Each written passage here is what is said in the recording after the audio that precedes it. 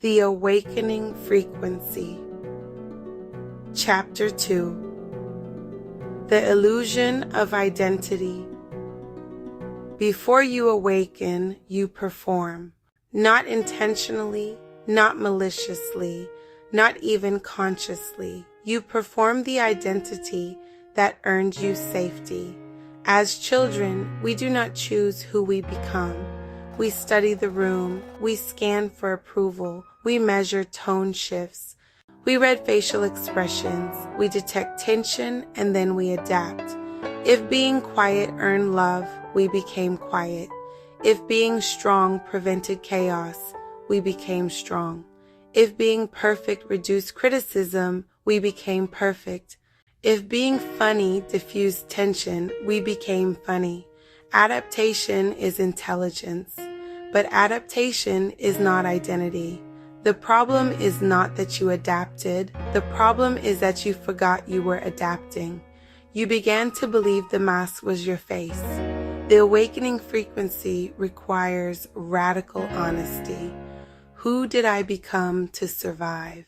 Sit with that, not to judge yourself, but to meet yourself, because every version of you was once protection. The overachiever was protection. The emotionally detached version was protection. The hyper-independent version was protection. The people pleaser was protection. Even the I don't care persona was protection. You are not flawed. You are patterned. Patterns feel like personality until you interrupt them. An interruption is the beginning of liberation. Most people defend their patterns because they confuse them with authenticity. I'm just like this. That's just how I am. That's my personality. But personality is often repetition, and repetition is often conditioning. Awakening asks you to look beneath your behaviors. When you say, I'm independent, is it strength or distrust? When you say, I don't need anyone, is it empowerment or armor? When you say, I work better alone, is it focus or fear of being misunderstood? Identity is layered. At the surface level is presentation, how you show up. Under that is protection, why you show up that way. Under that is programming, who taught you it was necessary. Under that is truth, who you are without defense. The illusion of identity is not that you have one. It is that you believe it is fixed. You are not a static being. You are adaptive consciousness. Yet most people freeze themselves into a single version. They say, I'm shy, I'm aggressive, I'm bad with money, I'm unlucky in love, I'm not creative, I'm not leadership material. And then they live in alignment with that declaration. Your nervous system obeys what you repeat. Your subconscious protects what you identify with.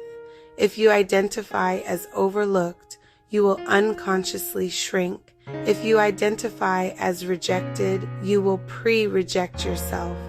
If you identify as powerful, you will begin to stand differently. Identity is not discovered once. It is designed repeatedly. But design requires awareness. Without awareness, you inherit a script. With awareness, you become the writer. This chapter is about script analysis. Whose voice is narrating your limitations? Is it yours, or does it sound like a parent, a teacher, a partner, a system, a culture, an industry that told you who makes it and who doesn't? Some identities are generational: fear of risk, scarcity mindset, silence around emotion, avoidance of visibility, hyper survival. When you awaken, you begin noticing inherited beliefs that were never examined. You start asking, is this belief true or is it familiar? Familiar beliefs feel safe. Truthful beliefs feel expansive. There is a difference. Familiarity keeps you small but comfortable. Truth stretches you. Awakening feels destabilizing because it dismantles false stability. If you built your self-concept around being the reliable one, what happens when you admit you are tired? If you built your identity around being the strong one, what happens when you admit you need support? If you built your brand around confidence, what happens when you admit fear? The illusion cracks, but cracks let light in. You do not lose yourself when identity dissolves. You uncover yourself. The real you is not the loudest version. It is the most aligned version. Alignment feels calm. It feels clean. It feels steady. It does not feel like performance. You can tell when you are performing. Your body tightens. Your voice shifts. You over-explain. You overcompensate. You seek validation. When you are aligned, there is no urgency. There is no proving. There is presence. The awakening frequency invites you to experiment with identity consciously. Instead of saying, "This is just who I am," try asking, "Who would I be if I believed I was fully supported? Who would I be if rejection did not define me? Who would I be if I trusted my intelligence? Who would I be if I assumed I belonged in every room I entered?" Feel that version, not as fantasy, as possibility. Identity is not a prison, it is a projection. Change the projection and behavior shifts naturally. You do not force confidence, you embody it by redefining yourself. You do not force discipline, you embody it by deciding you are someone who follows through.